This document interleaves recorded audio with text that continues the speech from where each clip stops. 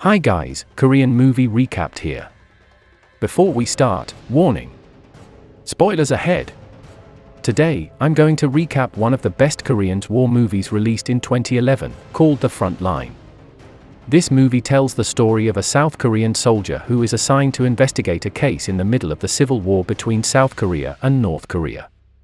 When he wanted to investigate the case, he was actually involved in a war that was so terrible. Moreover, he also discovered some new facts that were not known by the government. What will happen next? Let's find out together.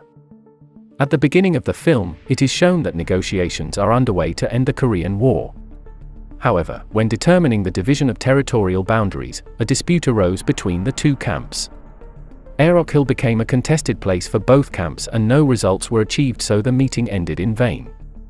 After a while, a lieutenant named Kang from the investigative division was assigned to the front line on Aerok Hill. His superiors suspect a traitor to the South Korean troops who served there because a captain was found shot dead using a South Korean army weapon. Before leaving, Kang was told that there was also a friend there who he thought had died from being detained by North Korean soldiers. The next day, Kang arrived at Aerok Hill with several other soldiers. While doing the briefing, someone named Hyuk suddenly appears, who is none other than Kang's old friend. Finally, they chatted while reminiscing about the past. Then, Kang gives Hyuk the necklace he still kept when they parted. In the evening, a party is held to welcome their new captain. Suddenly an old man came and talked about the war they had 2 years ago. Hearing this, his friend asked him to stop talking about the war that had been going on for a long time. After that, everyone there became gloomy, thinking about their fate in the war and also the fate of the family they might leave behind forever. In the morning, the captain woke the soldiers and informed them that Aerok Hill had been taken over by North Korea.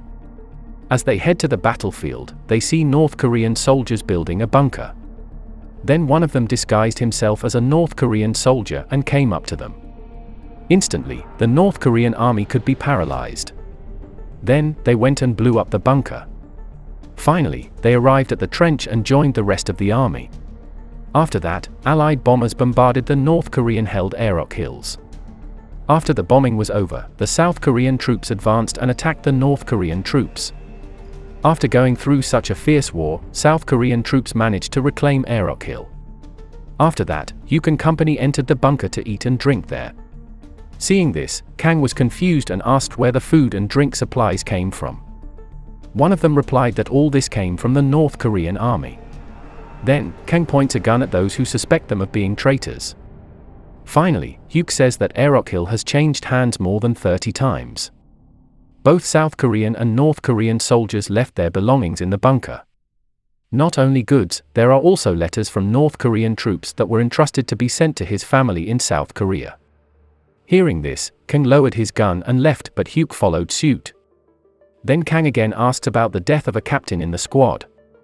According to Hyuk, the captain committed suicide while running away from battle. Hyuk also tells the location of the captain's corpse and asks Kang to get away from Aerok Hill before he is killed. But Kang refused because he felt the investigation was not finished. In the afternoon, Kang came to the river where the captain's body was. There, he found a helmet that had bullet holes in it and felt his investigation was futile. When he was about to leave, he was surprised by a woman named Kyung who claimed to be a local resident and had just passed by.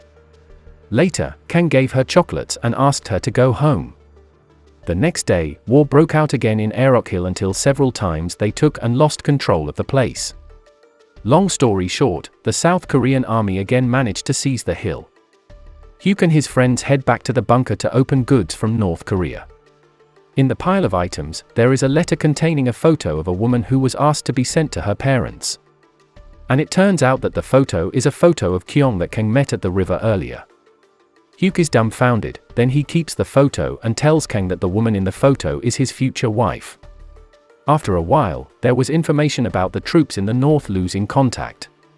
According to their superiors, the troops had been killed by North Korean snipers. Later, Hyuk formed a team to investigate. After that, they descended the hill to the north and found nothing. Suddenly, one of them got shot out of nowhere and made the other soldiers take cover. Hyuk, who already knew the whereabouts of the snipers, asked the headquarters to bomb the place. After that, they rushed to the place to look for the sniper's corpse but found nothing. On the other hand, Kang, who is mourning the death of his friend, sees someone passing in front of him.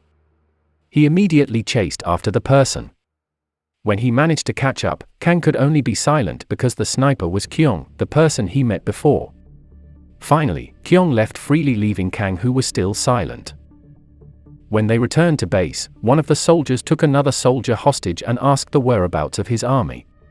Then, his friend angrily replied that they had all died during the war in Pohang. Flashback: just then, the desperate South Korean soldiers tried to escape by boat. But unfortunately, there was only one ship there and many South Korean soldiers were unable to board the ship. But they kept trying to get on, which caused the ship to be unable to sail. Suddenly, there was a firefight between fellow South Korean soldiers inside and outside the ship.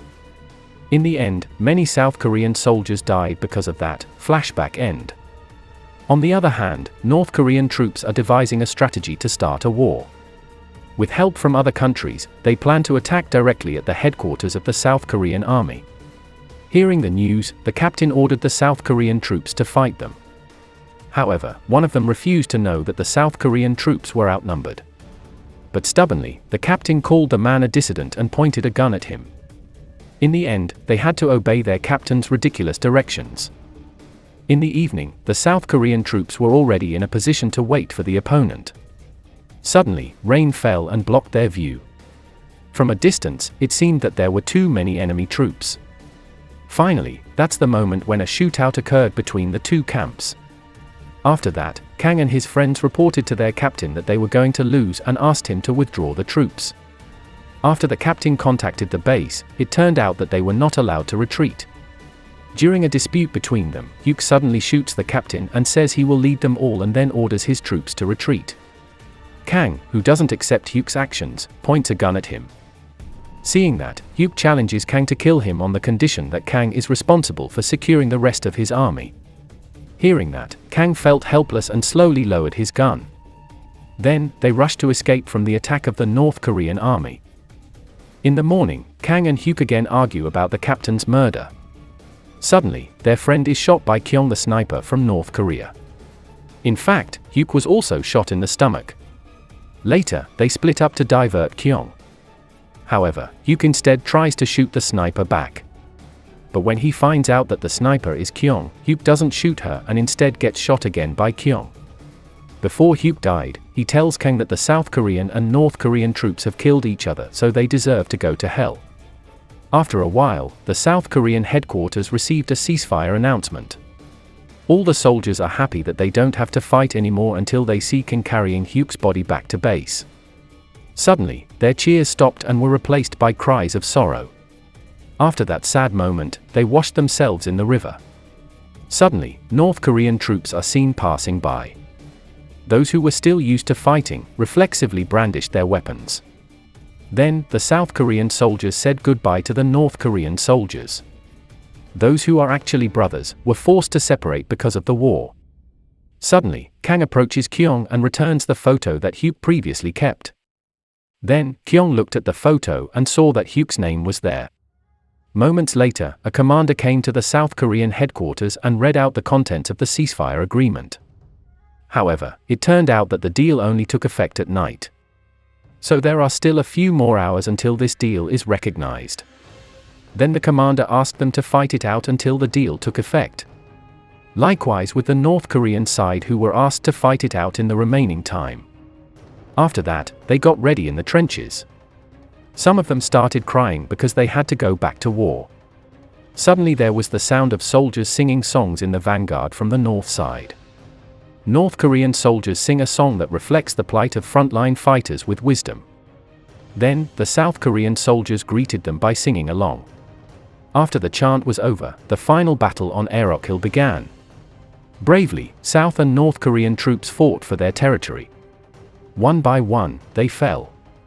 Even when their ammo runs out, they kill each other with makeshift weapons. At the end of the movie, Kyung, who is still alive, tries to shoot the remaining South Korean soldiers.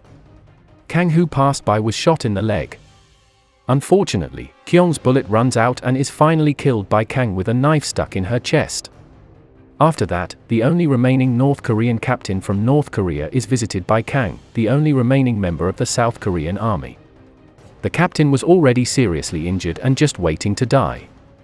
Finally, the ceasefire announcement was heard over the radio, but they just laughed at the announcement. Shortly after, the North Korean captain died. After that, Kang walks down Aerok Hill with corpses covering the hill, and the movie ends. There was never a good war, or a bad peace, Benjamin Franklin. Make sure to subscribe and turn on notifications so you can watch more videos like this. Thanks for watching, and see you next time.